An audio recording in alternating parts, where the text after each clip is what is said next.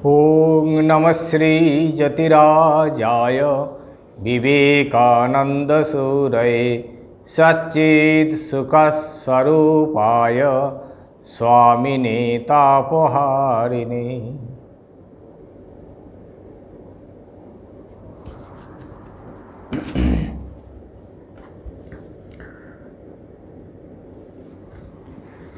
ঠাকুর মা স্বামীজি ও মাস্টারমশাই চরণে প্রণাম নিবেদন করি।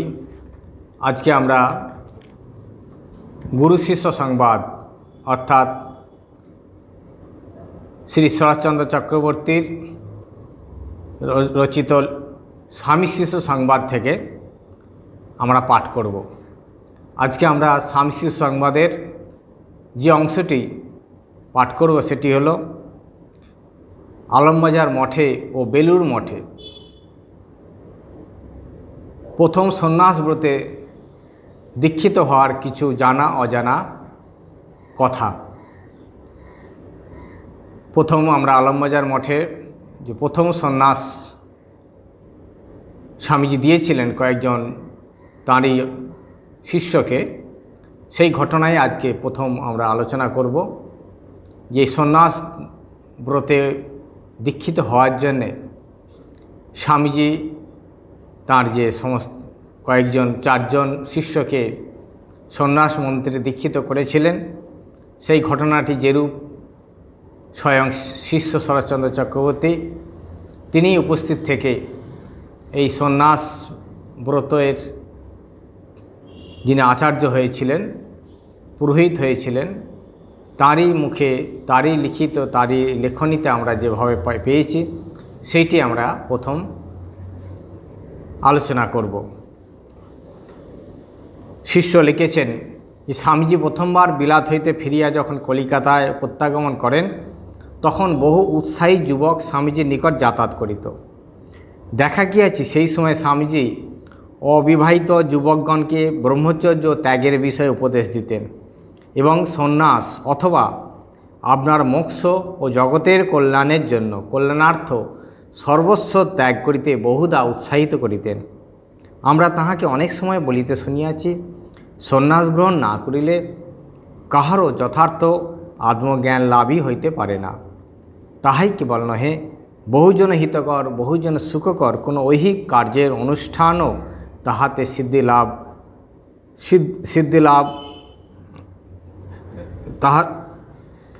তাহাতে সিদ্ধি লাভ করাও সন্ন্যাস ভিন্ন হয় না। তিনি সর্বদা ত্যাগের উচ্চাদর্শ উৎসাহী যুবকদের সম্মুখে স্থাপন করিতেন এবং কেহ সন্ন্যাস গ্রহণ করিবে এইরূপ অভিপ্রায় প্রকাশ করিলে তাহাকে সমধিক উৎসাহিত করিতেন। তাহার উৎসাহবাক্যে তখন কতিপয় ভাগ্যবান যুবক সংসার আশ্রম ত্যাগ করিয়া তাহার দ্বারাই সন্ন্যাস আশ্রমে দীক্ষিত হইয়াছিলেন। ইহাদের মধ্যে যে চারিজনকে স্বামীজি প্রথম সন্ন্যাস দেন তাহাদের সন্ন্যাসব্রত গ্রহণের দিন স্বয়ং শিষ্য আলমবাজার মঠে উপস্থিত ছিলেন। শিষ্যের মনে সেই দিন এখনও জাগরুক হয়ে আছে।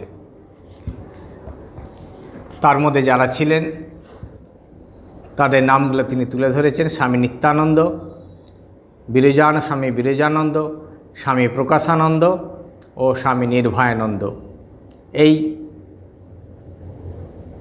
চারজন প্রথম স্বামীজির কাছ থেকে আলমবাজার মঠে 1897 খ্রিস্টাব্দে সন্ন্যাস গ্রহণ করেছিলেন, সন্ন্যাস মন্ত্রে দীক্ষিত হয়েছিলেন।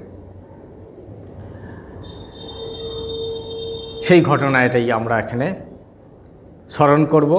শিষ্য লিখছেন, আজ 2 দিন হইতে মঠেই রইয়াছেন। স্বামীজি শিষ্যকে বললেন, তুই তো ভরচাঁদ বামুন, আগামীকাল তুই এদের সাধ্য করিয়ে দিবি, পরদিন এদের সন্ন্যাস দিব। আজ পুঁজিপাথি পড়ে শুনে দেখে নিস। শিষ্য স্বামীজির আজ্ঞা শিরোধার্য করিয়া লইল। সন্ন্যাস গ্রহণের পূর্বদিন সন্ন্যাস ব্রত ধারণে কৃতনিশ্চয় উক্ত ব্রহ্মচারী চতুষ্টয় মস্তক মুণ্ডন করিলেন। গঙ্গা স্নানান্তে শুভ্র বস্ত্র পরিধান করিয়া স্বামীজির পাদপদ্ম বন্দনা করিলেন এবং স্বামীজির স্নেহ আশীর্বাদ লাভ করিয়া শ্রাদ্ধ করিবার জন্য উৎসাহিত হইলেন। সন্ন্যাস গ্রহণের আগের দিন যারা এই চারজন সন্ন্যাস ব্রতে দীক্ষিত হওয়ার জন্যে প্রথম তারা মস্তক মুন্ডন করিলেন, অর্থাৎ মুন্ডিত মস্তক, কেবল শিখাটা থাকবে, শিখা সূত্র থাকবে, মাথার সমস্ত চুল মুন্ডিত হবে, কেবল একটি শিখা থাকবে। আর এই শিখা স্বয়ং গুরুদেব, স্বয়ং যিনি সন্ন্যাস দেবেন তিনি ছেদন করবেন। তাই গঙ্গা মুন্ডন, মস্তক মুন্ডন করে গঙ্গা স্নানান্তে শুভ্র বস্ত্র পরিধান করে তারা স্বামীজির পাদপদ্ম বন্দনা করলেন, করে তারা শ্রাদ্ধের জন্যে প্রস্তুত হলেন। স্বামী শিষ্য লিখছেন যে এখানে বলা অত্যুক্ত হইবে না যে শাস্ত্রমতে যাহারা সন্ন্যাসাশ্রম গ্রহণ করেন তাহাদিওকে আপনাদের শ্রাদ্ধ ওই সময় আপনি করিয়া লইতে হয়। কারণ সন্ন্যাস গ্রহণ করিলে লৌকিক কি বৈদিক কোনো বিষয় আর অধিকার থাকে না। পুত্র পৌত্রাদিকৃত শ্রাদ্ধ বা পিণ্ডদানাদি ক্রিয়ার ফল তাহাদেরকে আর স্পর্শ করিতে পারে না।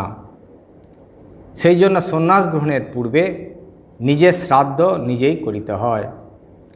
নিজের পায়ে নিজ পিণ্ড অর্পণ করিয়া সংসারের এমনকি নিজ দেহের পূর্ব সম্বন্ধাদি সংকল্প দ্বারা নিঃশেষে বিলোপ সাধন করিতে হয়।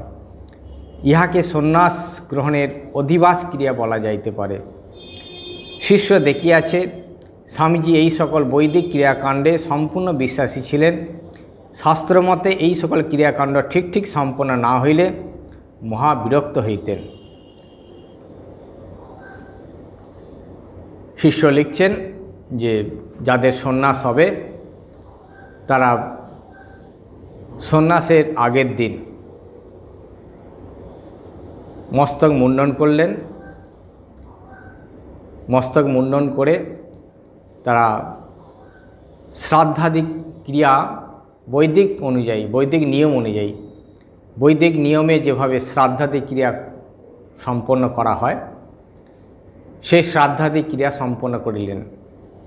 কারণ যারা সন্ন্যাসী তাদের আর কোনো বৈদিক বা লৌকিক ক্রিয়াকর্মের কোনো আর বৈদিক ক্রিয়াকর্ম যেগুলি পূজা পাঠ শ্রাদ্ধ ইত্যাদি সেই ক্রিয়াতে তার আর অধিকার থাকে না।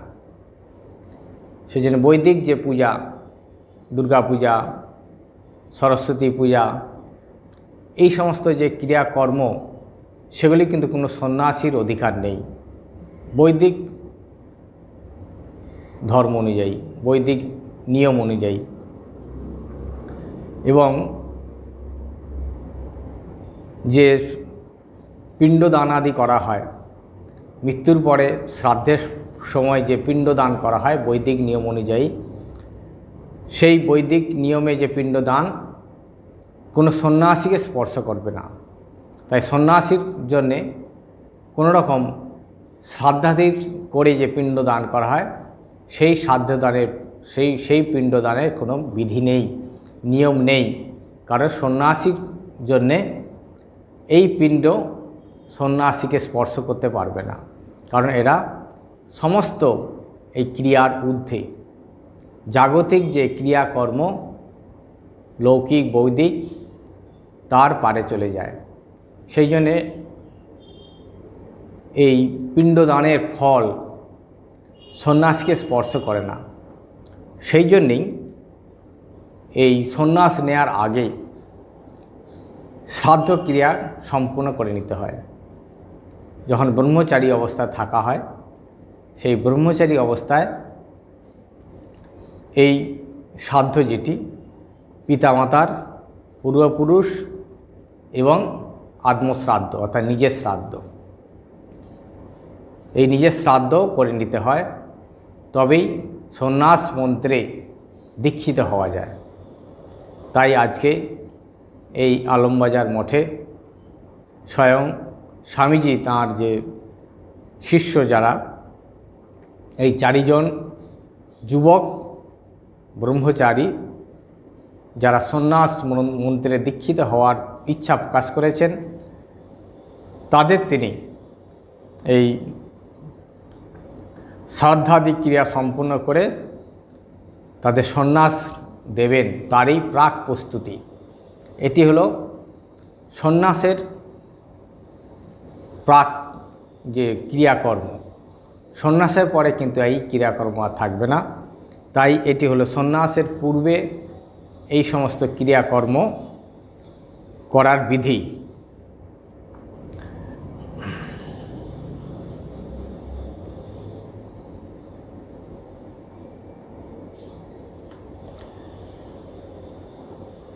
শিষ্য লিখছেন, স্বামীজি মনে করিতেন গুরু পরম্পরাগত আবহমান কাল প্রচলিত ব্রহ্মবিদ্যা সাধন উপযোগী সন্ন্যাসব্রত গ্রহণের প্রাক অনুষ্ঠেয় নৈষ্ঠিক সংস্কারগুলি ব্রহ্মচারীগণের দ্বারা ঠিক ঠিক সাধন করিয়া লইবেন।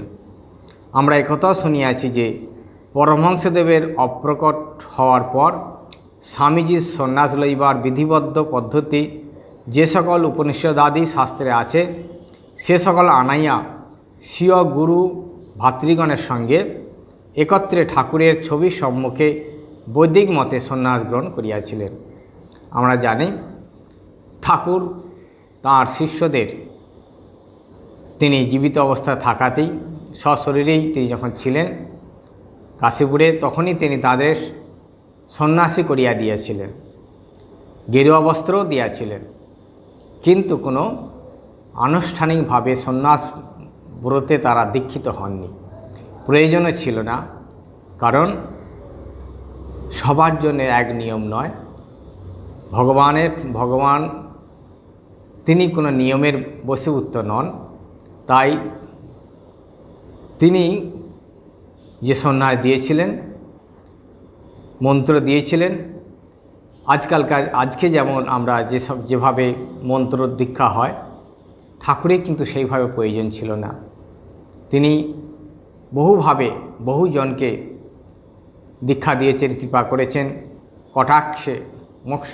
কটাক্ষে তার বিশ্বনমোহ যায়, তার দৃষ্টিতেই মুক্তি, তার স্পর্শেতেই মুক্তি, তাই তিনি স্বতন্ত্র। তাই বাদবাকি সাধারণের জন্য যে নিয়ম, সেই নিয়মটা স্বামীজি এখানে তুলে ধরছেন যে সাধারণভাবে যে নিয়ম রয়েছে সন্ন্যাসের বৈদিক মতে, সেটিও স্বামীজি কিন্তু পরবর্তী ক্ষেত্রে আদর্শ স্থাপন করার জন্যে সেটি করে গেছেন। তাই তিনি তার গুরু ভাইদের নিয়ে ঠাকুরের ছবির সামনে এই বৈদিক মতে যেভাবে বৈদিক বিধি আছে, বেদে যেভাবে বিধি আছে সন্ন্যাসের, সেই বিধি অনুযায়ী তিনি তার গুরু ভাইয়েরা সন্ন্যাস ধর্মে ব্রতী হয়েছিলেন এবং তখনই এই নামগুলো তারা নিয়েছিলেন, বিবেকানন্দ, রামকৃষ্ণনন্দ, শারদানন্দ ইত্যাদি ইত্যাদি। তাই আজকে এই শুভ মুহূর্ত সন্ন্যাস মন্ত্রে দীক্ষিত হবেন কতিপয় যুবক। আজ আলমবাজার মঠে উপরতলায় যে জলের ঘর ছিল, তাহাতে শ্রাদ্ধোপযোগী দ্রব্য সম্ভার আনিত হইয়াছে। স্বামী নিত্যানন্দ পিতৃপুরুষের শ্রাদ্ধক্রিয়া অনেকবার করিয়াছিলেন, সুতরাং আবশ্যক দ্রব্যাদি জোগাড়ের কোনো ত্রুটি হয় নাই। শিষ্য স্নানান্তে স্বামীজির আদেশে পৌরোহিত্য কার্যে ব্রতী হইল। মন্ত্রাদি যথাযথ পঠন পাঠন হইতে লাগিল। স্বামীজি একবার আসিয়া দেখিয়া যাইতে লাগিলেন। শ্রাদ্ধান্তে যখন ব্রহ্মচারী চতুষ্টয় নিজ নিজ পিণ্ড নিজ নিজ পদে অর্পণ করিয়া আজ হইতে সংসার সমক্ষে মিতবৎ প্রতীয়মান হইলেন, শিষ্য তখন নিতান্ত ব্যাকুল হৃদয় হইল। সন্ন্যাসের কঠোরতা স্মরণ করিয়া মুহ্যমান হইল। পিণ্ডাদি লইয়া যখন ইহারা গঙ্গায় চলিয়া গেলেন, তখন স্বামীজি শিষ্যের ব্যাকুলতা দর্শন করিয়া বলিলেন, এসব দেখে শুনে তোর মনে ভয় হয়েছে না রে? শিষ্য নতমস্তকে সম্মতি জ্ঞাপন করায় স্বামীজি শিষ্যকে বললেন, সংসারে আজ থেকে এদের মৃত্যু হলো, কাল থেকে এদের নতুন দেহ, নতুন চিন্তা, নতুন পরিচ্ছদ হবে। এরা ব্রহ্মবীর্যে প্রদীপ্ত হয়ে জ্বলন্ত পাবকের ন্যায় অবস্থান করবে। ন ধনে ন চেজ্জয়া ত্যাগে নৈকে ন অমৃতত্ব মানসু।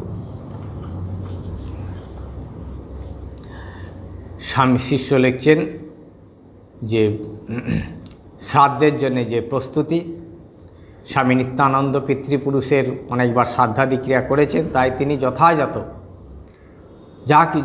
যেমনটি প্রয়োজন সব তিনি সংগ্রহ করে রেখেছেন। আর শিষ্য তিনি আজকে পৌরোহিত্য করবেন, অর্থাৎ তিনি এই শ্রাদ্ধ ক্রিয়াটি সম্পূর্ণ করাবেন। আর স্বামীজি এই শ্রাদ্ধ ক্রিয়া মাঝে মাঝে আসিয়া দেখিতে লাগলেন যে শ্রাদ্ধাদি ক্রিয়া ঠিক হচ্ছে কিনা। তিনি সব দেখিয়া শুনিয়া দেখলেন সব রকম যথাযথ সব কিছুই ব্যবস্থা হয়েছে, তাই তিনি খুব খুশি হয়েছেন। আর যখন সমস্ত এই ক্রিয়া শেষ হলো, যুবক ব্রহ্মচারীগণ তাদের নিজ নিজ পিণ্ড আত্মশ্রাদ্ধ করে নিজ নিজ পিণ্ড নিজেদের পায়ে অর্পণ করলেন। শরৎচন্দ্র চক্রবর্তী তিনি যেহেতু সব কিছু তাঁর এই বেদের নিয়ম কানুন তিনি জানতেন, তাই তার এই যে শ্রাদ্ধাদি ক্রিয়া নিজের সাধ্য নিজে করে নেয়া, এই সমস্ত দেখে তার যেন ভিতরে ভয় হলো।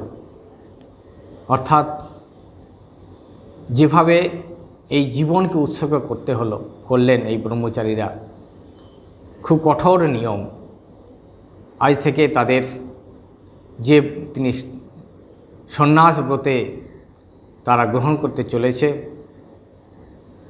তার জন্য যে প্রাক প্রস্তুতি, যে ব্রত সংকল্প, সেটি খুবই কঠিন। এটি যেন তার মনে একটু ভয়ের সঞ্চার হয়েছে। তাই স্বামীজি তাকে বলছেন, কিরে এসব দেখে শুনে তোর মনে ভয় হচ্ছে না রে? শিষ্য নতমস্তকে সম্মতি জ্ঞাপন করায় স্বামীজি শিষ্যকে বললেন, সংসারে আজ থেকে এদের মৃত্যু হলো, কাল থেকে এদের নতুন দেহ, নতুন চিন্তা, নতুন পরিচ্ছদ হবে। স্বামীজি শিষ্যকে বুঝিয়ে দিলেন যে এতদিন যে এদের শরীর ছিল, মন ছিল, সেই শরীর মনের আজকে মৃত্যু হলো, এবং সঙ্গে সঙ্গে আরেকটি শরীর মন নিয়ে এদের জন্ম হলো। তাই বলছেন যে সংসারে আজ থেকে এদের মৃত্যু হলো, কাল থেকে এদের নতুন দেহ, অর্থাৎ এই যে শ্রাদ্ধ ক্রিয়া, এটি বৈদিক নিয়ম অনুযায়ী যেমন একজন মানুষের মৃত্যু হয়, মৃত্যু হওয়ার পরেই এই শ্রাদ্ধাদি ক্রিয়া সম্পন্ন হয়। কিন্তু আজকে এই স্থূলভাবে তার মৃত্যু না হয়েও তাকে মৃত বলে ধরে নিয়ে তার এই শ্রাদ্ধ ক্রিয়া সম্পন্ন করা হলো। জীবন্ত অবস্থাতেই কল্পনা করে নেওয়া হলো যে সে মরে তার মৃত্যু হয়েছে, তাই তার শ্রাদ্ধ ক্রিয়া সম্পন্ন করা হচ্ছে। এবং এই পিরিয়ডটা যতক্ষণ তার নতুন জন্ম না হচ্ছে, ততক্ষণ এই প্রেত শরীর হিসাবে সেটিকে দেখা হয়। আমরা আসবো পরে বেলুড় মঠে এই যে সময়টিকে বলা হয়, তাতে প্রেত শরীর যখন শ্রাদ্ধ যেদিনে সম্পূর্ণ হলো, তারপর যখন তাদের সন্ন্যাস মন্ত্রে দীক্ষিত হবে, তার আগে পর্যন্ত তাদের এটি হলো প্রেত শরীর, অশরীরী। অর্থাৎ যেমন মৃত্যুর পর মানুষের শরীর প্রেত শরীর হয়, তারপর আবার নতুন করে জন্ম হয়, ঠিক সেইভাবেই এটিকে কল্পনা করা হয়। এটি বৈদিক নিয়ম অনুযায়ী, বৈদিকভাবেই সেটিকে পালন করা হয়। ভাবা হয় যে তিনি মরে গেছেন, তার মৃত্যু হয়েছে, এতদিনই যে তার শরীর ছিল সেটি মৃত্যু হয়ে এখন প্রেত শরীর, আবার নতুন করে জন্ম হতে হবে।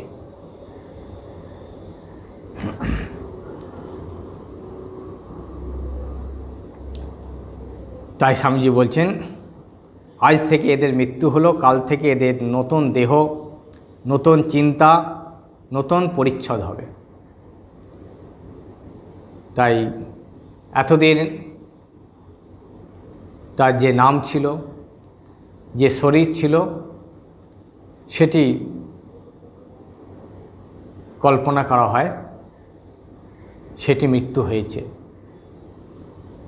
তারপর আবার পরের দিন যখন সন্ন্যাস মন্ত্রে দীক্ষিত হবে, তখন তার নতুন শরীর, নতুন বস্ত্র আর নতুন নাম নিয়ে তার জন্ম হবে। এটি আমরা বেলুড় মঠের যে সন্ন্যাস গ্রহণ হয় সেটির সম্বন্ধে আমরা কিছু কথা আপনাদের জানাই।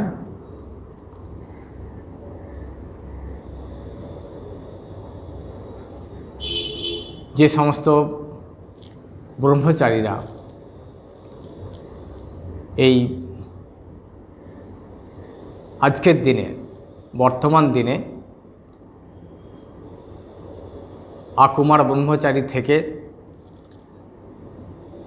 নিয়ম নিষ্ঠাভাবে সাধন ভজনের দ্বারা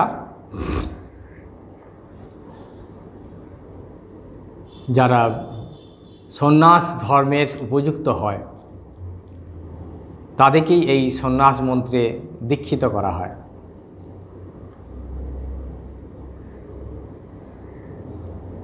যারা সকলেই, যারা এই আমাদের বেলুড় মঠে যারা সন্ন্যাস নিতে আসেন, যারা ব্রহ্মচারী হয়ে আশ্রমে সাধু হতে আসেন, প্রায় 10টি বছর এই ব্রহ্মচারী অবস্থায় বেলুড় মঠের যে নিয়ম কানুন রয়েছে সেই নিয়মের মাধ্যমে তাদের থাকতে হয়। ঠাকুরের কাজ, পূজা, জপ, ধ্যান এই নিয়ে এবং নিয়মানুবর্তিতা শৃঙ্খলা মেনে চলতে হয়। এবং 10 বছর পরে যিনি দীক্ষা দেবেন, সন্ন্যাস মন্ত্রে দীক্ষিত করবেন, তিনি তাকে উপযুক্ত যদি মনে করেন, তবে তিনি সন্ন্যাস মন্ত্রে দীক্ষিত হতে পারবেন। আর তাই এই 10 বছর তিনি সংঘের মধ্যে থেকে সংঘের নিয়ম কানুন পালন করে যখন তিনি উপযুক্ত হলেন, গুরু যখন তাকে উপযুক্ত মনে করলেন, তখনই তার এই সন্ন্যাস মন্ত্রে দীক্ষিত হওয়ার অধিকার লাভ করলেন, অনুমতি দেওয়া হয়। তাই এই সন্ন্যাসের আগে, কয়েকদিন আগে বর্তমান সন্ন্যাস দেওয়া হয় বেলুড় মঠে, এবং সন্ন্যাস যিনি দান করেন তিনি হলেন সংঘের যিনি প্রধান অধ্যক্ষ, সংঘাধ্যক্ষ যিনি, তিনিই এই সন্ন্যাস মন্ত্রে দীক্ষিত করেন, তিনিই একমাত্র সন্ন্যাস দেন। তাই যারা উপযুক্ত হয়েছেন তারা বেলুড় মঠে সন্ন্যাসের প্রায় 1 সপ্তাহ আগে, 10 দিন আগে তারা উপস্থিত হয়। আর এই শিবরাত্রি এবং তারপরে স্বামীজির তারপরে ঠাকুরের এই যে পুজো, ঠাকুরের তিথি পুজোর দিন, অর্থাৎ ঠাকুরের যে তিথি পুজো তার পরের ভোরে বেলা এই সন্ন্যাস মন্ত্রে দীক্ষিত হতে হয়। দীক্ষা দেয়া দান করেন গুরুদেব সংঘাধ্যক্ষ। তাই যারা ব্রহ্মচর্য পালন করে সন্ন্যাস উপযুক্ত হয়ে বেলুড় মঠে এসেছেন, তার আগে তাদের কিছু নিয়ম কানুন তাদেরকে জানানো হয়। তার জন্যে তাদেরকে 3 দিন ধরে এই নিয়ম কানুন পঠন পাঠন করানো হয়। তিনি একজন আচার্য থাকেন,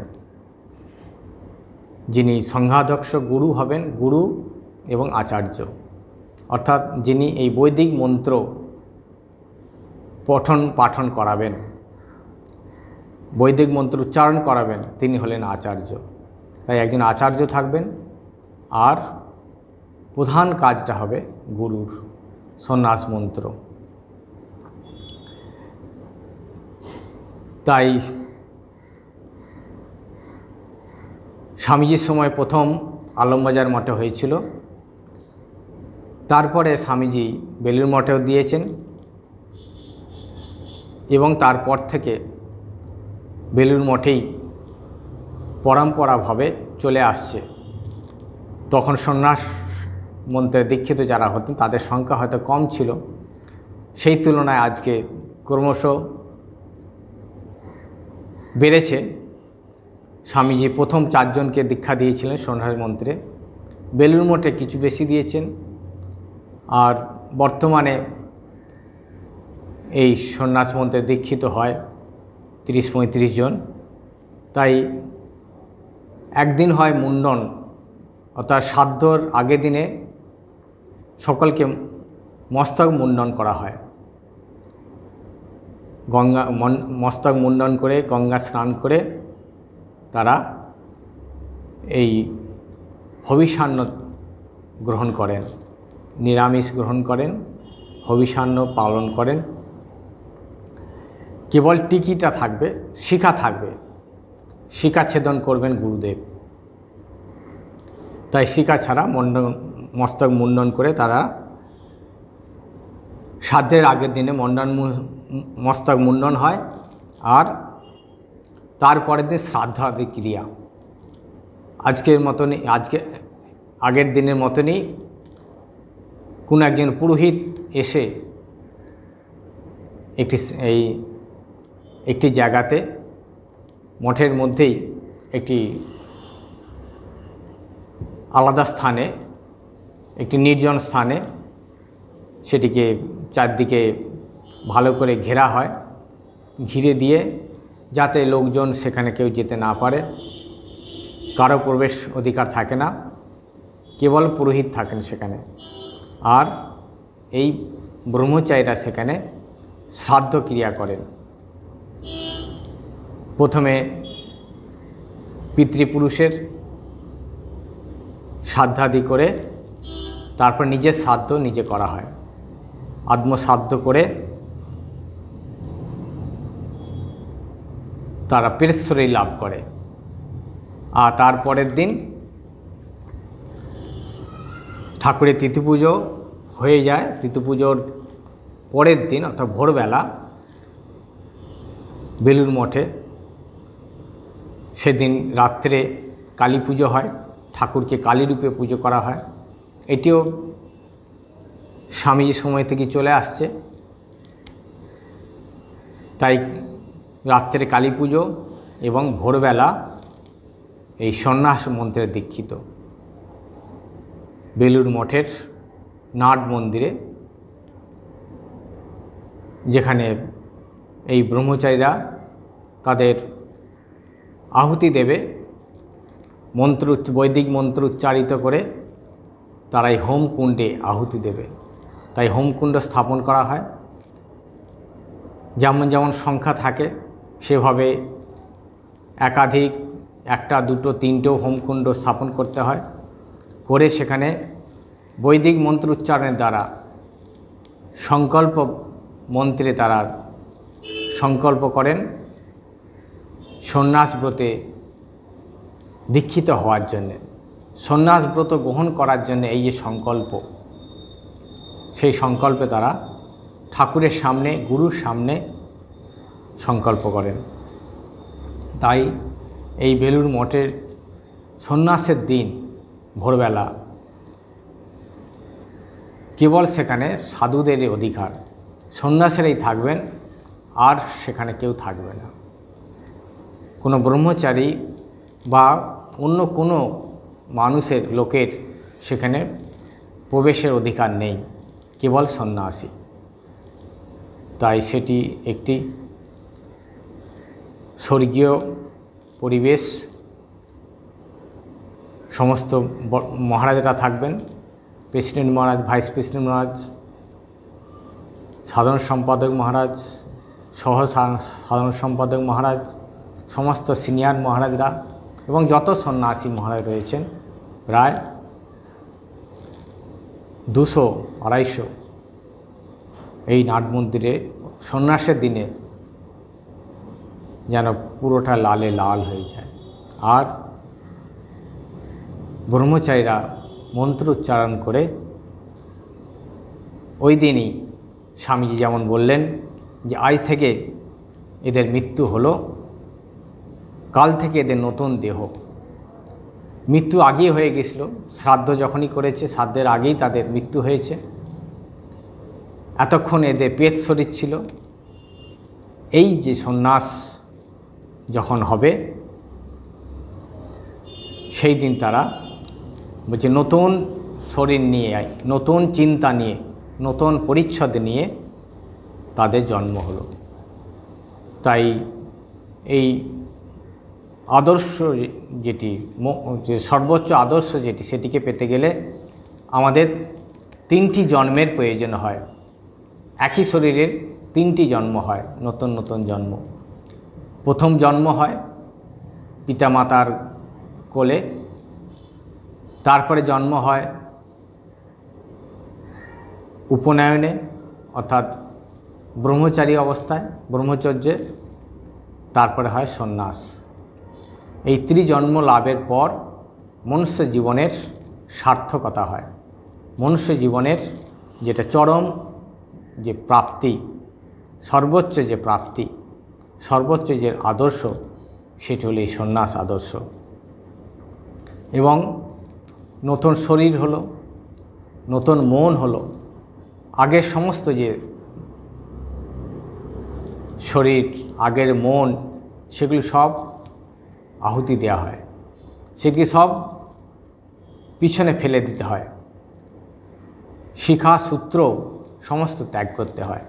সব কিছু ত্যাগ করে নিরাভরণ হয়ে, যেমন আমরা মায়ের কোলে জন্ম নিই, সেইভাবেই আবার নতুন করে এই সন্ন্যাস মন্ত্রে জন্ম লাভ হয়। তাই শিখা সূত্র বস্ত্র সব ত্যাগ করে, পুরনো বস্ত্র ত্যাগ করে, যেমন বাসাংসি জীর্ণানি যথা বিহায় নমানি বস্ত্রাণি গৃহ্ণাতি নরপরাণি।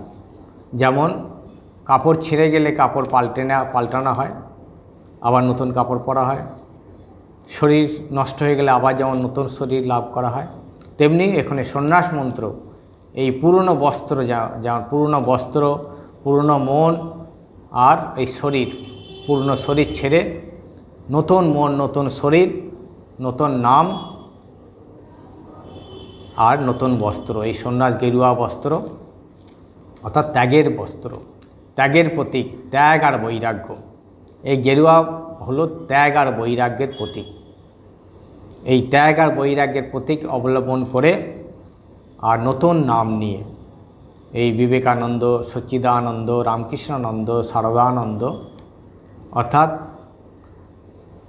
ভগবানের আনন্দই একদম আনন্দ, ভগবানই আমাদের সর্বস্ব, আর বাকি সব কিছু ত্যাগ। এটি হলো যথার্থ ত্যাগ। সেই ত্যাগ আর বৈরাগ্য নিয়ে নতুন জন্ম হয়। তাই বলছেন এরা ব্রহ্মবীর্যে প্রদীপ্ত হয়ে জ্বলন্ত পাবকের ন্যায় অবস্থান করবে। জ্বলন্ত পাবক যেমন জ্বলন্ত পাবক অর্থাৎ জ্বলন্ত অগ্নি, সেই অগ্নি যেমন সব কিছুকে পুড়িয়ে ছারখার করে দেয়, অর্থাৎ অগ্নিকে কেউ কিছু করতে পারে না। অগ্নির কাছে অস্পৃশ্য যা কিছু আসবে সব পুড়ে ছাই হয়ে যাবে। তাই এরা এই সন্ন্যাস মন্ত্রে দীক্ষিত হয়ে এরা পাবকের ন্যায় অবস্থান করে, অর্থাৎ এরা সমাজে জগতে ছড়িয়ে পড়বে জ্বলন্ত অগ্নির মতো। তাদের এই ব্রহ্মবীর্যে তারা উদ্ভাসিত হয়ে জগৎকে উদ্ভাসিত করবে। তাই বলছে নো ধনেন ন চেজ্জয়া ত্যাগে নৈকেন অমৃতত্ব মানসু। বৈদিক যে মন্ত্র, উপনিষদের যে মন্ত্র, ভগবত যে মন্ত্র, যে ন ধনেন ন চেজ্জয়া ত্যাগেন একেন অমৃতত্ব মানসু। উপনিষদ বলছে যে ধনের দ্বারা, যজ্ঞের দ্বারা অমৃতত্ব লাভ করা যায় না। ন অমৃতত্ব মানসু। তা কিসের দ্বারা অমৃতত্ব লাভ করা যায় না? একেন ত্যাগেন, একমাত্র ত্যাগের দ্বারাই এই অমৃতত্বকে লাভ করা যায়। এছাড়া ধন সম্পদ, যাগযজ্ঞ, পুত্র বৃত্ত কোনো দ্বারাই অমৃতত্ব যেটি, অর্থাৎ যেটি আসল অমৃতত্ব, অমরণ ধর্ম, যেটি জন্মমৃত্যুর যে অতিক্রম, জন্মমৃত্যুকে যে অতিক্রম করা, বা আমার যে স্বরূপত্ব, আমার যে স্বরূপ, আমি যে সচ্চিদানন্দ স্বরূপ, অমৃত স্বরূপ, সেটিকে লাভ করতে গেলে একমাত্র প্রয়োজন এই ত্যাগ বৈরাগ্য। ত্যাগ বৈরাগ্য ছাড়া এই অমৃতত্বকে লাভ করা যায় না। বলছে স্বামীজির কথা শুনিয়া শিষ্য নির্বাক হইয়া দাঁড়ায় রইল। সন্ন্যাসের কঠোরতা স্মরণ করিয়া তাহার বুদ্ধি স্তম্ভিত হইয়া গেল। শাস্ত্র জ্ঞান আস্ফালন দূরীভূত হইল। সে ভাবিতে লাগিল কার্যে ও কথায় এত প্রভেদ। কৃতসাধ্য ব্রহ্মচারী চতুষ্ট ইতিমধ্যে গঙ্গাতে পিণ্ডাদি নিক্ষেপ করিয়া আসিয়া স্বামীজির পাদপদ্ম বন্দনা করিলেন। স্বামীজি আশীর্বাদ করিয়া বলিলেন, তোমরা মানব জীবনের শ্রেষ্ঠ ব্রত গ্রহণে উৎসাহিত হইয়াছ। ধন্য তোমাদের জন্ম, ধন্য তোমাদের বংশ, ধন্য তোমাদের গর্ভধারিণী। কুলম পবিত্রম জননী কৃতার্থা।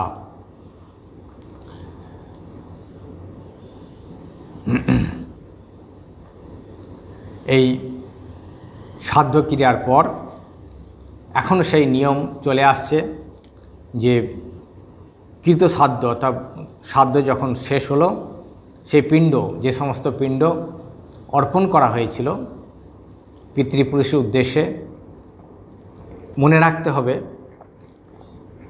যখন এই সন্ন্যাস গ্রহণের পূর্বে যখন ব্রহ্মচারীরা সাধ্য ক্রিয়া অনুষ্ঠান করেন, তার জীবিত পিতামাতার উদ্দেশ্য কিন্তু এই পিণ্ড দান করা হয়ে যায়। কারণ সন্ন্যাসীর আর পিণ্ড দানের কোনো অধিকার থাকে না। তাই পিতামাতার শরীর গেলে পরে কোনো সন্ন্যাসীর সাধ্যাদি ক্রিয়ার কোনো অধিকার নেই, পিণ্ডদান দিতে পারবে না। তাই বৈদিক নিয়মই আছে, যখন তার সন্ন্যাসের পরে এই পিণ্ডদান দেওয়ার কোনো অধিকার নেই, সেই জন্যে যতক্ষণ সে ব্রহ্মচারী রয়েছে অর্থাৎ সন্ন্যাসের আগে এই কাজটি করে নেওয়া হয়। আর কিন্তু সেই মনে রাখতে হবে যে এই পিণ্ডটি স্বয়ং গয়াধামে অর্থাৎ ভগবানের পাদপদ্মে এটি গচ্ছিত থাকে। আর পিতামাতার যখন শরীর যায় তারপরে সেই পিণ্ড কিন্তু পিতামাতার প্রাপ্ত হয়, ভগবান তাদের এই পিণ্ডটা দান করেন। তাই অনেকে ভাবেন যে যার ছেলে সন্ন্যাসী নিয়ে নিয়েছেন তার হয়তো পিতামাতার যে পিণ্ড পেল না, কিন্তু এটি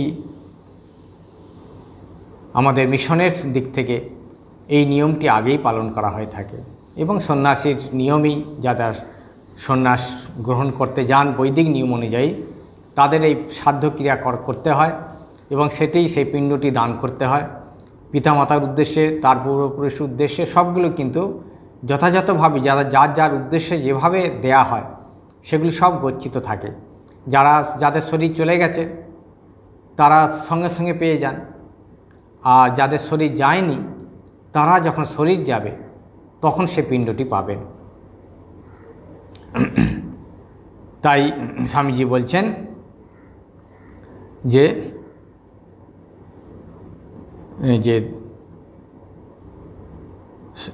এই শিষ্য বললেন যে এই পিণ্ড যেগুলি দান করা হয়েছিল সেগুলি গঙ্গাতে বিসর্জন দিয়ে তারা গঙ্গা স্নান করে এসে স্বামীজির পাদপদ্ম বন্দনা করলেন, কারণ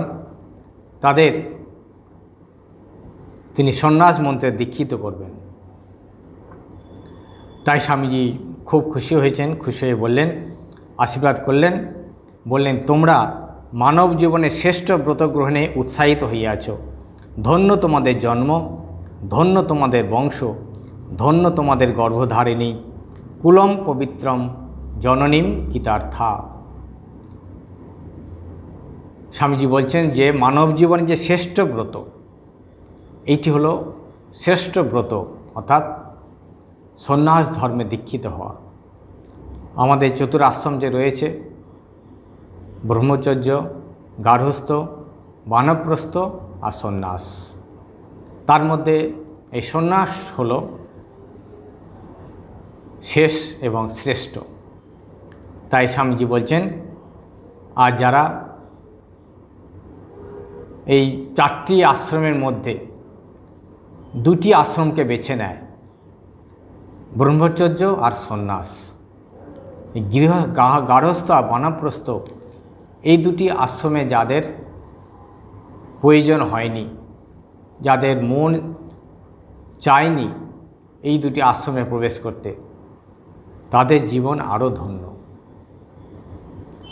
কারণ তাদের চরম বৈরাগ্য, তাদের মনের যে বৈরাগ্য, চরম বৈরাগ্য, তাদের আর গার্হস্থ এবং বানপ্রস্থে জীবনে ঢোকার বা তাদের মনের কোনো ইচ্ছা ছিল না। সেই ত্যাগোদ্দীপ্ত হয়ে, ত্যাগের দ্বারা তারা উদ্দীপ্ত হয়ে এই 2টি আশ্রম তারা মনে মনে অতিক্রম করে একদম সোজা তারা সন্ন্যাস আশ্রমে প্রবেশ করছেন। তাই বলছেন যে তোমরা মানব জীবনের শ্রেষ্ঠ ব্রত গ্রহণে উৎসাহিত হয়েছ। ধন্য তোমাদের জন্ম, ধন্য তোমাদের বংশ, ধন্য তোমাদের গর্ভধারিণী। সেই জন্যে সে যেমন নিজে ধন্য, তেমনি তার বংশ ধন্য এবং তার গর্ভধারিণী তিনিও ধন্যা। কারণ এটি হলো শ্রেষ্ঠ ধর্ম, সন্ন্যাস ধর্ম। তাই পূর্ণ যারা সংস্কার সম্পন্ন যদি না হন এবং তার যারা পিতা মাতা তারাও যদি পূর্ণ সংস্কার সম্পন্ন না হন, তাহলে এই রকম সন্তানের জন্মগ্রহণ হয় না।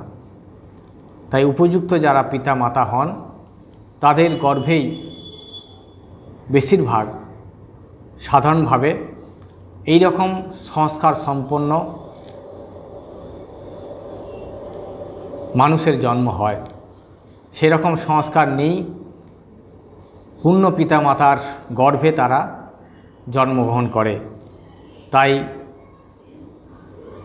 সেই সন্ন্যাস গ্রহণ করে সে যেমন নিজেকে ধন্য করলো, জীবন ধন্য হলো, জন্ম ধন্য হলো, তার পিতামাতাও ধন্য, পিতামাতার এবং তার যে বংশ সেটিও ধন্য। কারণ আমাদের ধন্য জন্ম, কারণ আমাদের জন্মের উদ্দেশ্য সেটি হলো এই অমৃতত্ব লাভ করা, ভগবানকে লাভ করা, নিজের স্বরূপকে লাভ করা, নিজের অজ্ঞানকে দূর করা, নিজের অজ্ঞান দূরীভূত করা বা নিজেকে জানা। সেটির জন্যেই আমরা বারবার এই জন্মগ্রহণ করছি। তাই এই যে সন্ন্যাস ব্রত যেটি, সেটির দ্বারাই আমরা এই উদ্দেশ্য যেটি জন্মগ্রহণের, সেই অমৃতত্ব লাভ, সেটি সম্ভব এবং সেটি সহজ। তাই স্বামীজি বললেন, কুলম পবিত্রম জননী কৃতার্থা, যে কুল অর্থাৎ বংশ পবিত্র এবং তার যে জননী তিনিও কৃতার্থ। তাই ভালো পিতামাতার খুব প্রয়োজন, যারা এই আদর্শ সন্তানকে ধারণ করবেন। যদি আদর্শ পিতামাতা হন তবেই আদর্শ সন্তান পৃথিবীতে উপহার দিতে পারেন। তাই আমাদের সমাজে প্রয়োজন এই আদর্শ পিতামাতা। বর্তমানে আমাদের সমাজে এখন প্রয়োজন এই আদর্শ সন্তান, উপযুক্ত সন্তান, যারা আত্মন মোক্ষার্থম জগদ্ধিতায় চ, নিজের মুক্তি এবং জগতের কল্যাণ করবে। তাই স্বামীজি বলছেন যে সন্ন্যাসব্রত গ্রহণ উৎসুক ব্রহ্মচারিণীকে লক্ষ্য করিয়া বলিতে লাগলেন, আত্মন মোক্ষার্থম জগদ্ধিতায় চ, এই হচ্ছে সন্ন্যাসের প্রকৃত উদ্দেশ্য। স্বামীজি তাদের সন্ন্যাস মন্ত্রে দীক্ষিত করলেন, দীক্ষিত করে বলছেন যে সন্ন্যাসের প্রকৃত উদ্দেশ্য হল আত্মন মোক্ষার্থম জগদ্ধিতায় চ, যে সন্ন্যাস মন্ত্র যেটি, শ্রেষ্ঠ ব্রত যেটি, সেটির লক্ষ্য হবে বা সেটি আদর্শ হলো যেমন নিজের মুক্তি, আবার জগতের কল্যাণ, জগতের হিত।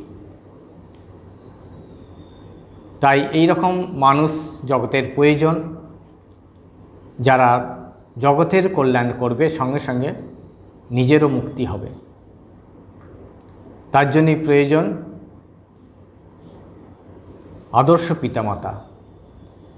তাই আদর্শ পিতামাতাও তারা কিন্তু আত্মন মোক্ষার্থম জগদ্ধিতায় চ সম্ভব হবে যদি আদর্শ পুত্র জন্মলাভ করতে পারে। তার গৃহে, তার কোলে, তার গর্ভে যদি এই আদর্শ সন্তান জন্মগ্রহণ করে, তাহলে তারাও কিন্তু এই আত্মন মোক্ষার্থম জগদ্ধিতায় অর্থাৎ নিজের মুক্তি, জগতের কল্যাণ দুটি সম্ভব হবে সন্তানের দ্বারা। উপযুক্ত সন্তানের দ্বারা পিতামাতাও ধন্য হবেন এবং তারাও মুক্তি লাভ করবে, তারাও জগতের কল্যাণ করবে। এই প্রসঙ্গে একটা আমরা কথা মনে পড়ে গেল, পূজনীয় পূজ্যপাদ ভূতেশানন্দজি মহারাজ কাছে শোনা আমাদের কথা। যখন মহারাজের কাছে আমরা প্রণামের জন্য গিয়েছি, মহারাজ কথা প্রসঙ্গে একদিন বলছেন, একজন বলল যে মহারাজ এরা দু ভাই সাধু হয়েছে, এই হচ্ছে বড়, আরেকজন সাধু হয়েছে, দুটো ভাই তারা দুজনই সাধু হয়ে গেছে। তখন মহারাজ বললেন, হ্যাঁ, এদের আর কি ত্যাগ দেখছো, আসল ত্যাগ তো করেছে ওর বাবা মা, ওর বাবা মাই হলো আসল ত্যাগ। কারণ দুটো সন্তানকেই তারা এই সৎ পথে বা ত্যাগের পথে উদ্বুদ্ধ করেছে। সুতরাং এদের ত্যাগ আছে ঠিকই, কিন্তু এর বাবা মায়ের ত্যাগ আরও বেশি। কারণ তারা নিজেদের জন্য কিছু ভাবেননি। আমাদের সমাজে আমরা বেশিরভাগই নিজেদের চিন্তাটাই বেশি করি।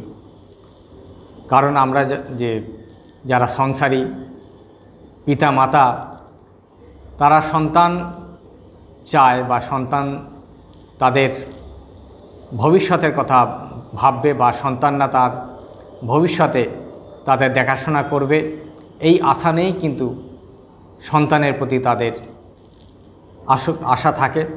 সন্তানের প্রতি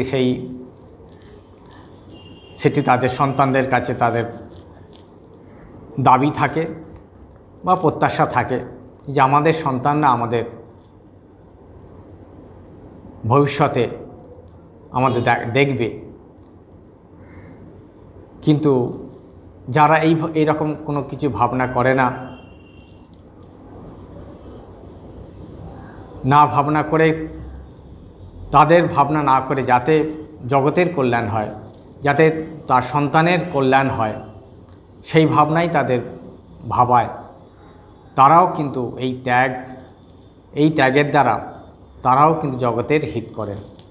জগতের কল্যাণে তাদেরও কিন্তু এটি একটা আদর্শ বা তাদেরও এটি জগতের প্রতি তাদের এই যে হিত বা কল্যাণ, এটি কম নয়। তাই মহারাজ বলেছিলেন ওর বাবা মার ত্যাগটাও অনেক বেশি। তাই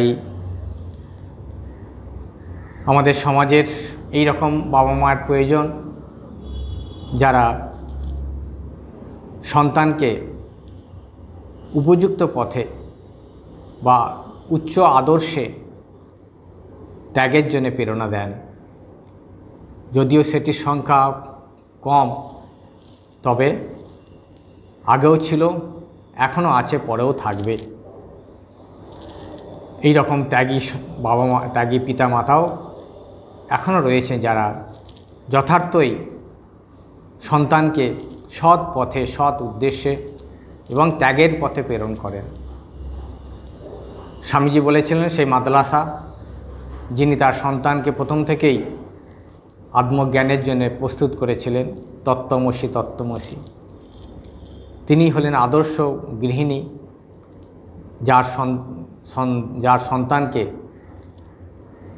চরম পথে বা চরম উদ্দেশ্যে, মনুষ্য জীবনের যে উদ্দেশ্য, সেই লক্ষ্যের দিকে আগিয়ে দেন।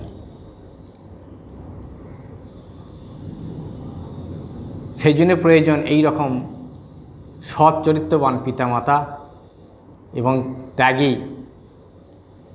ত্যাগের আদর্শে উদ্বুদ্ধ জনক জননী, যারাও বুঝেছে সংসারের যে আসল উদ্দেশ্য কোনটি। সন্তান পিতা তার যে ধন সম্পদ উপায় করে পিতামাতার সেবা করাটাই কিন্তু যথার্থ নয়, সর্বস্ব নয়। সর্বস্ব হলো ভগবান। সে ভগবানকে জানাই হলো জীবনের উদ্দেশ্য। তাই বলছেন, সেই দিন রাত্রে আহারান্তে স্বামীজি কেবল সন্ন্যাস ধর্ম বিষয়ে কথাবার্তা কইতে লাগলেন। সন্ন্যাসব্রত গ্রহণ উৎসুক ব্রহ্মচারীগণকে লক্ষ্য করিয়া বলিতে লাগলেন, আত্মন মোক্ষার্থম জগদ্ধিতায় চ। এই হচ্ছে সন্ন্যাসের প্রকৃত উদ্দেশ্য। সন্ন্যাস না হলে কদাচ ব্রহ্মজ্ঞ হতে পারে না, একথা বেদ বেদান্ত ঘোষণা করছে। যারা বলে সংসারও করব, ব্রহ্মজ্ঞ হবে, তাদের কথা আদপি শুনবি না। ওসব প্রচ্ছন্ন ভোগীদের স্তোক বাক্য। এতটুকু সংসারে ভোগেচ্ছা যা রয়েছে, এতটুকু কামনা যা রয়েছে, এ কঠিন পন্থা ভেবে ভেবে তার ভয় হয়। তাই আপনাকে প্রবোধ দেওয়ার জন্য বলে বেড়ায়, একুল উকুল দুকুল রেখে চলতে হবে। ও পাগলের কথা, উন্মাদের প্রলাপ, অশাস্ত্রীয় অবৈদিক মত, ত্যাগ ভিন্ন মুক্তি নাই। ত্যাগ ভিন্ন পরাভক্তি লাভ হয় না। ত্যাগ ত্যাগ নান্যা পন্থা বিদ্যতে অয়নায়। এই হলো স্বামীজির, তিনি স্বামীজি অবশ্য যখন যেটাকে ধরতেন সেটাকেই চরমভাবে সেটাকে তুলে ধরতেন। তাই আজকে এখানে যেটি সন্ন্যাস ব্রতে যাদের দীক্ষা দিলেন তাদেরকে তিনি সন্ন্যাস ধর্মে যেন তারা নিষ্ঠা থাকে, সেটি তাদের কাছে যেন মহান আদর্শ হয়, সেই জন্য তাদেরকে আরও উৎসাহিত করছেন যে ঠিক ঠিক ব্রহ্মজ্ঞান লাভ করতে গেলে সে একমাত্র দরকার ত্যাগ। উপনিষদ বেদ সেই কথাই ঘোষণা করছে যে ত্যাগ ভিন্ন মুক্তি নেই। নান্য পন্থা বিদ্যতে অয়নায়, যে ত্যাগের দ্বারাই একমাত্র এই অমৃতত্বকে লাভ করা যায়। অন্য পন্থা, অন্য কোনো আর পদ নেই। ত্যাগে নৈকেন অমৃতত্ব মানসু। ত্যাগ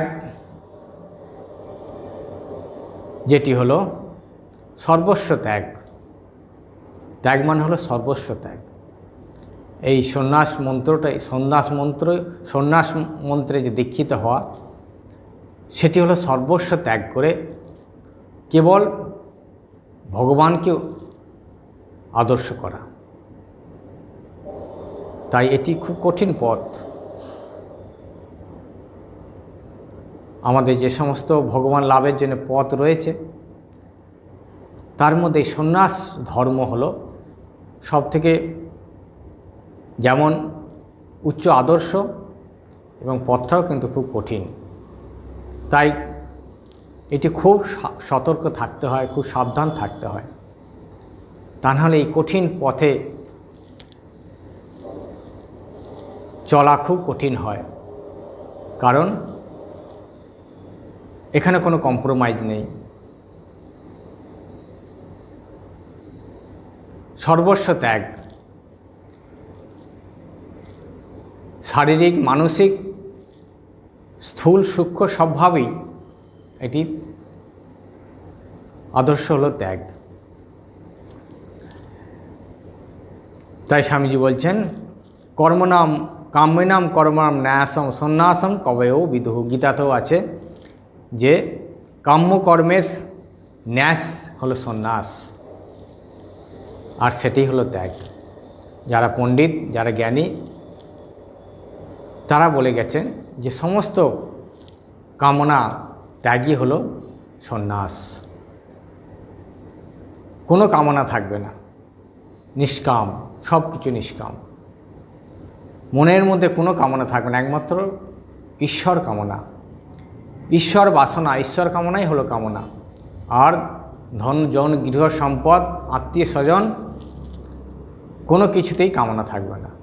সেটি হলো সন্ন্যাস, অর্থাৎ আসল ত্যাগ।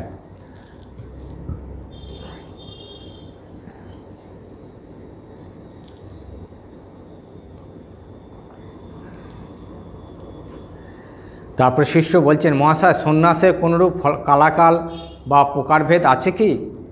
স্বামীজি, সন্ন্যাস ধর্ম সাধনের কালাকাল নেই।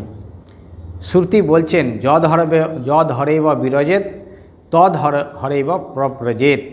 যখনই বৈরাগীর উদয় হবে তখনই প্রবজ্জা করবে। এইটি হলো সন্ন্যাস ধর্মের যে বৈদিক যে নিয়ম, যে যদ হরেব বিরজেত তদ হরেব প্রব্রজেত। বলছে যখনই বৈরাগ্যের উদয় হবে, যখনই মনের মধ্যে বৈরাগ্য আসবে, সে যে অবস্থাতেই আসবে, সে ব্রহ্মচর্য অবস্থায় আসুক, ব্রহ্মচারী অবস্থায় আসুক, গারস্থ অবস্থায় আসুক বা বানপ্রস্থ অবস্থায় আসুক, যদি ভিতর থেকে ঠিক ঠিক বৈরাগ্য আসে তখনই বলছে প্রব্রজেত, অর্থাৎ সন্ন্যাস ধর্ম গ্রহণ করবে।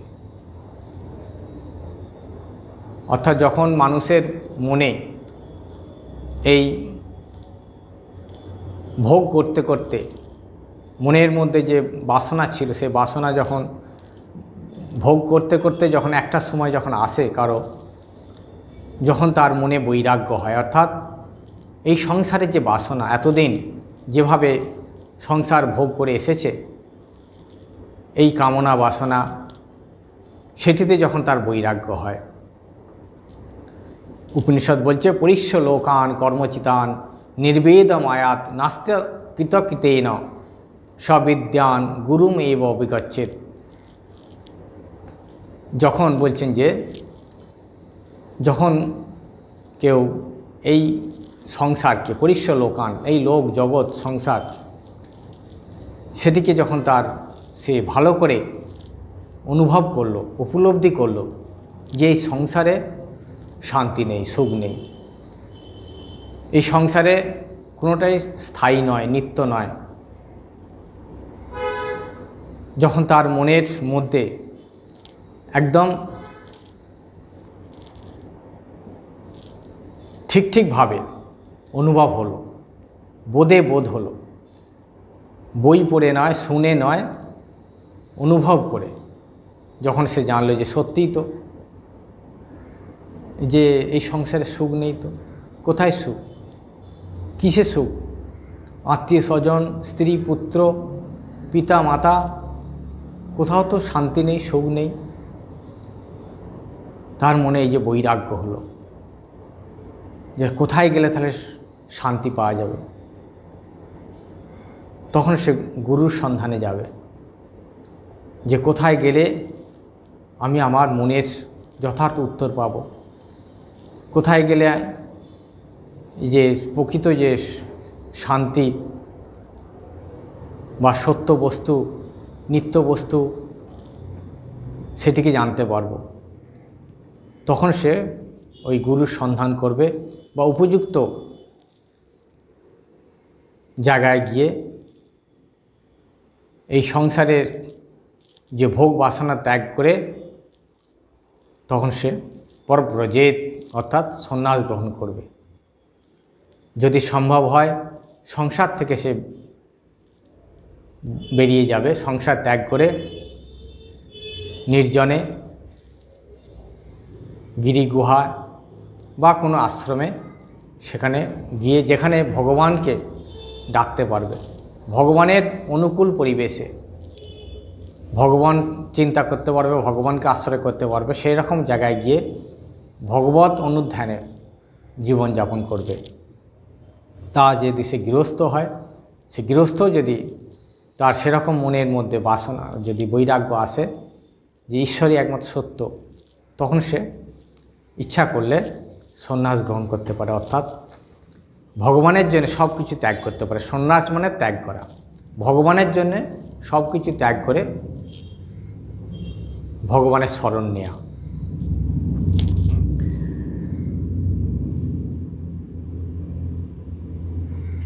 তারপরে স্বামীজি বলছেন যে শাস্ত্রে চতুর্বিধ সন্ন্যাসের বিধান দেখতে পাওয়া যায়। বিদ্বৎ সন্ন্যাস, বিবিদিশা সন্ন্যাস, মর্কট সন্ন্যাস ও আতুর সন্ন্যাস। আবার এই সন্ন্যাস চার রকম, একটা হলো বিদ্বৎ সন্ন্যাস, একটা হলো বিবিদিশা সন্ন্যাস, আর একটা হলো মর্কট সন্ন্যাস, আর একটা হলো আতুর সন্ন্যাস। তা আমরা ঠাকুরের যে সন্ন্যাসী শিষ্য যারা ছিলেন, ঠাকুরের শিষ্যরা ছিলেন বিদ্বৎ সন্ন্যাস, অর্থাৎ এই ঠাকুরের কাছ থেকে মন্ত্র পাওয়া মাত্রই তাদের জ্ঞান হয়ে গেছিল, তারা হলো বিদ্বৎ সন্ন্যাস। আর বাকি যাদের সঙ্গে সঙ্গে জ্ঞান হয় না তাদের হলো বিবিদিশা সন্ন্যাস। এই আমাদের সব হলো বিবিদিশা সন্ন্যাস, অর্থাৎ ভগবানকে বা সেই জ্ঞান লাভের জন্যে সন্ন্যাস নেয়া, জ্ঞান অন্বেষণের জন্য সন্ন্যাস নেয়া, সেটিকে বলা হয় বিবিদিশা সন্ন্যাস। জ্ঞান লাভের জন্য সাধন করার জন্য যে সন্ন্যাস মন্ত্রে দীক্ষিত হওয়া, যে ওই অবস্থায় পৌঁছানো, জ্ঞান লাভ করার জন্যে সন্ন্যাস নেওয়া, সেটি হলো বিবিদিশা সন্ন্যাস। আরেকটি হলো মর্কট সন্ন্যাস। মর্কট সন্ন্যাস হলো যে অনেক সময় বিভিন্ন কারণে, সংসারের তাড়নায় বা স্বজন বিয়োগ, স্ত্রী বিয়োগ, পুত্র বিয়োগ, খুব শোকাহত হয়ে, মনের মধ্যে খুব দুঃখ পেয়ে, শোক পেয়ে কোনো কারণে কিছুদিনের জন্যে সংসার ত্যাগ করে গিয়ে সন্ন্যাসী হওয়া, সেটি হলো মর্কর সন্ন্যাস। ঠাকুর যেমন বলতেন, বৈরাগ্য নিয়ে পশ্চিমে গিয়ে আবার একটা চাকরি বাগিয়ে নিলে, তারপর চাই কি পরিবার আনলে বা আবার বেগ করে ফেললে, এটি হলো বলছে মর্কর সন্ন্যাস। হঠাৎ খুব বৈরাগ্য হয়েছে, কোন একটা কারণবশত কয়েকদিনের জন্য সন্ন্যাস নেয়া, এটি হলো মর্কর সন্ন্যাস। আরেকটি হলো আতুর সন্ন্যাস। বলছি যেটি হলো আতুর হলো যে মুমূর্ষু, রোগশয্যা শায়িত, বাঁচবার আশা নেই, তখন তাকে সন্ন্যাস দেবার বিধি আছে। সে যদি মরে তো পবিত্র সন্ন্যাসব্রত গ্রহণ করে মরে গেল, পরজন্মে এই পুণ্যে ভালো জন্ম হবে। আর যদি বেঁচে যায় তো আর গৃহে না গিয়ে ব্রহ্মজ্ঞান লাভের চেষ্টায় সন্ন্যাসী হয়ে কালযাপন করবে। তোর কাকাকে, স্বামীজি বলছেন, শিবানন্দ স্বামী শরৎচন্দ্র চক্রবর্তী কাকাকে আতুর সন্ন্যাস দিয়েছিলেন। সে মরে গেল, কিন্তু ওই রূপে সন্ন্যাস গ্রহণে তার উচ্চ জন্ম হবে। সন্ন্যাস না নিলে কিন্তু আত্মজ্ঞান লাভের আর উপায়ন্তর নেই। তাই আতুর সন্ন্যাস যারা এইরকমভাবে রোগের যন্ত্রণায় কষ্ট পাচ্ছে, প্রায় মৃত অবস্থায়, তখন তাদের এরকম সন্ন্যাস দেওয়া হয়। সেটিও বৈদিক নিয়ম অনুযায়ী, যেমন বেদের নিয়ম আছে, দিলে কি হয়, তারপরের জন্মটা ভালো হয়। ওই সংস্কার নিয়ে তার আবার জন্ম হবে, তার ত্যাগের আদর্শ নিয়ে, ত্যাগের ভাব নিয়ে, তার মনের মধ্যে যে ত্যাগ প্রবেশ করলো, সেইটি তার সংস্কার রূপে তার পরের জন্মে সেটি থাকবে।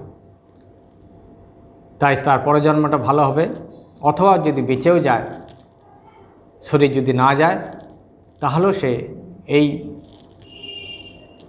ত্যাগের আদর্শ নিয়ে বাকিটা জীবন সে কাটাবে।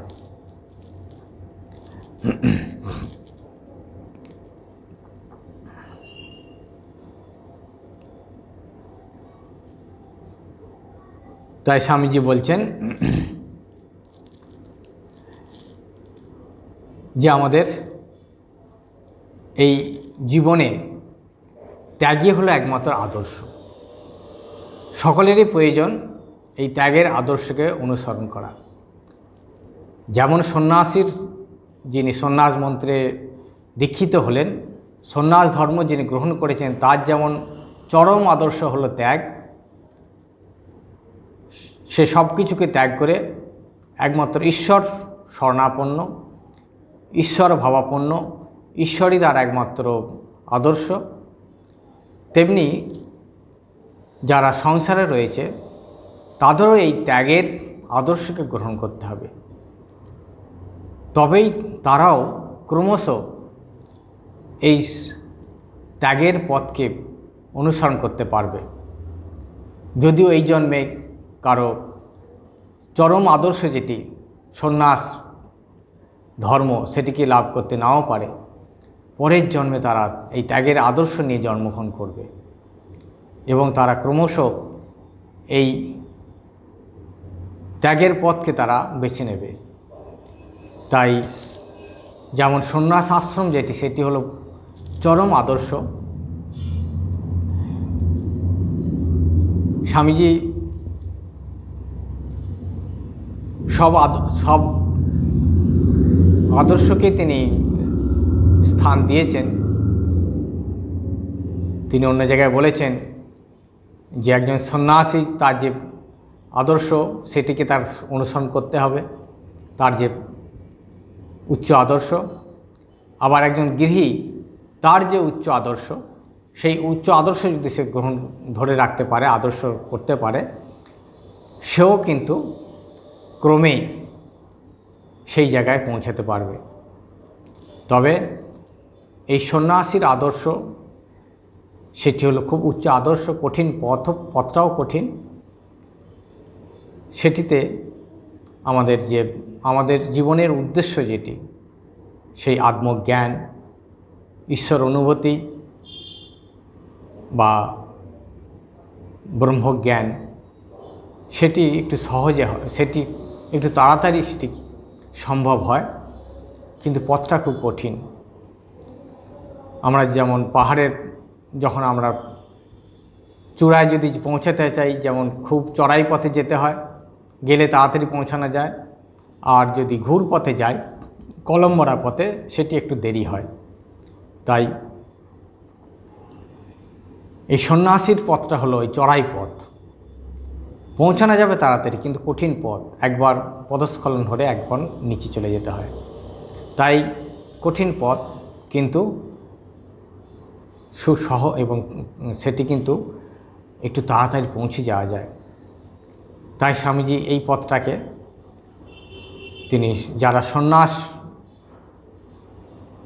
মন্ত্রে দীক্ষিত হয়েছে তাদের জন্যে আদর্শ ধরে তাদেরকে সঠিক পথে যাতে যেতে পারে, সেটি যেন ধরে রাখতে পারে। কারণ আমাদের সমাজে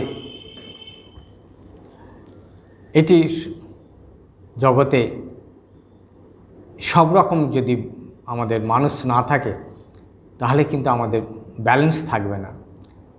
তাই যেমন প্রয়োজন গৃহস্থ, ব্রহ্মচারী, বানপ্রস্থ, আবার সন্ন্যাসী। গৃহীরও প্রয়োজন, সন্ন্যাসীরও প্রয়োজন, দুটোরই প্রয়োজন আছে। তাই যার যেমন সংস্কার নিয়ে আমরা জন্মেছি, বা ভগবান যাকে যে পথ দিয়ে নিয়ে যাচ্ছেন, সেটিকে আমাদের চরম আদর্শ বলে ধরে এগিয়ে যেতে হবে। একজন গৃহী তার যে পরম আদর্শ, ঠাকুর তাই এসেছিলেন এই আদর্শ দেখানোর জন্যে। তিনি যত মত তত পথ নিজে যেমন সাধন ভজন করে দেখিয়ে গেছেন, বলে গেছেন, তেমনি তার যে যারা পার্ষদ ছিলেন তাঁদেরও জীবন দিয়ে তারা শুধু বলে ক্ষান্ত হননি, তাঁদের জীবন দিয়ে তারা দেখিয়েছেন যে আদর্শ গৃহী হয়ে আদর্শ পালন করে ভগবানের কাছে পৌঁছানো যায়।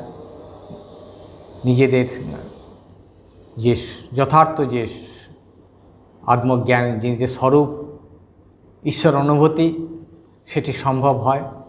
সেটির জন্য ঠাকুর তার পার্শ্বদের দ্বারা আমাদের আদর্শ স্থাপন করে গেছেন।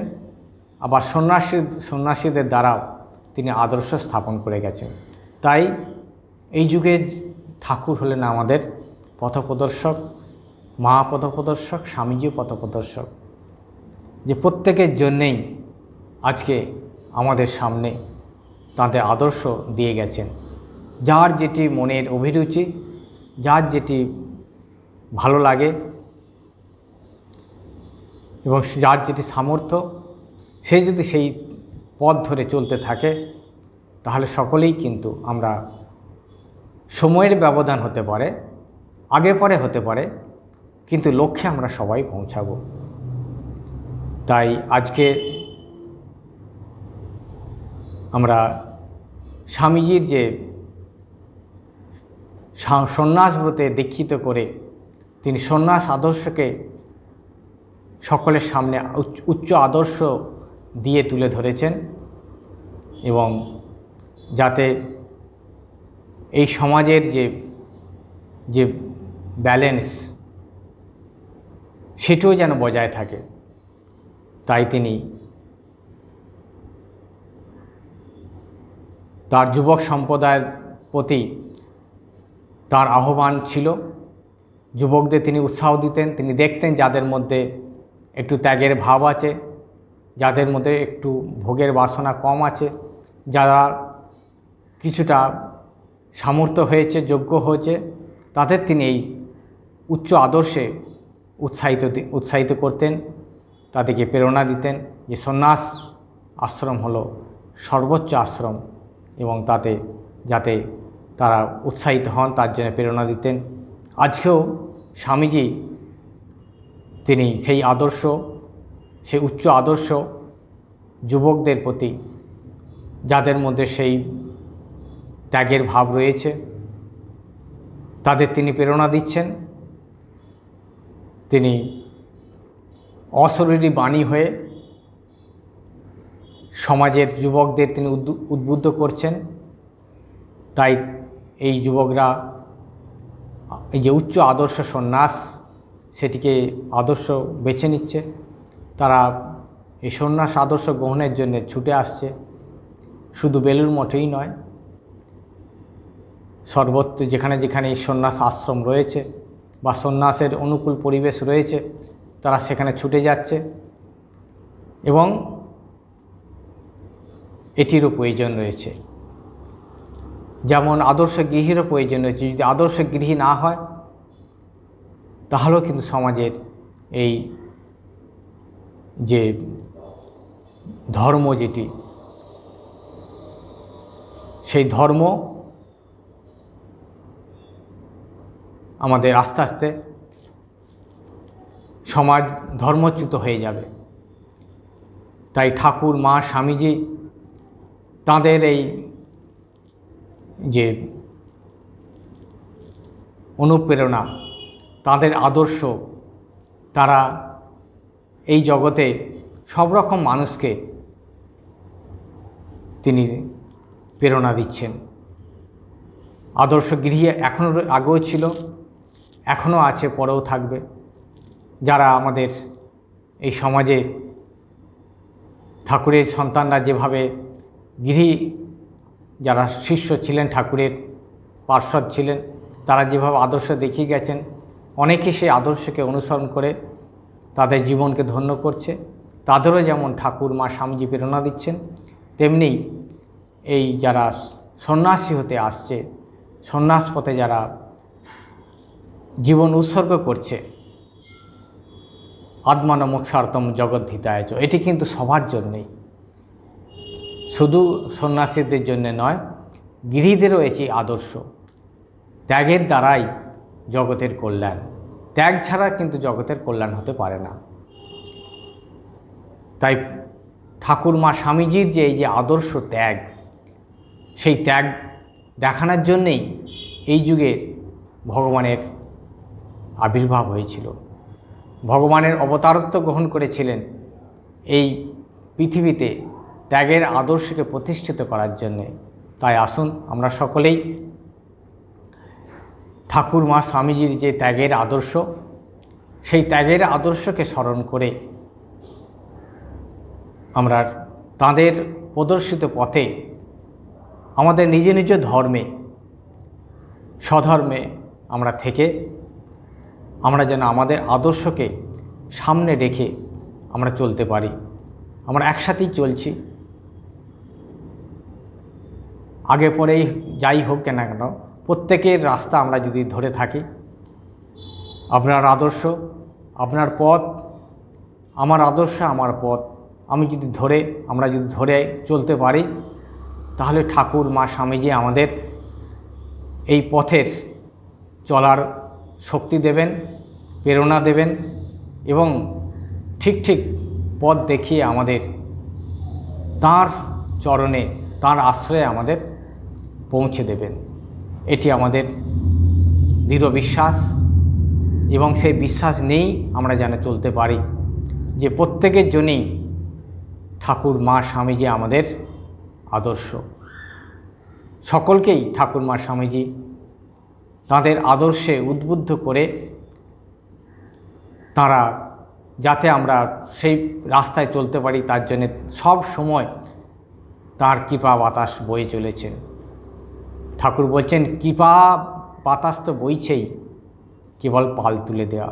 অর্থাৎ ঠাকুর, মা, স্বামীজি তাঁরা সব সময় আমাদের অনুপ্রেরণা দিচ্ছেন। তারা সব সময় আমাদের ডাকছেন, ওরে আয় আয়, এই পথে চলে আয় বলে আমাদের নিজ নিজের পথে প্রেরণা দিচ্ছেন, আদর্শ দেখিয়ে দিচ্ছেন।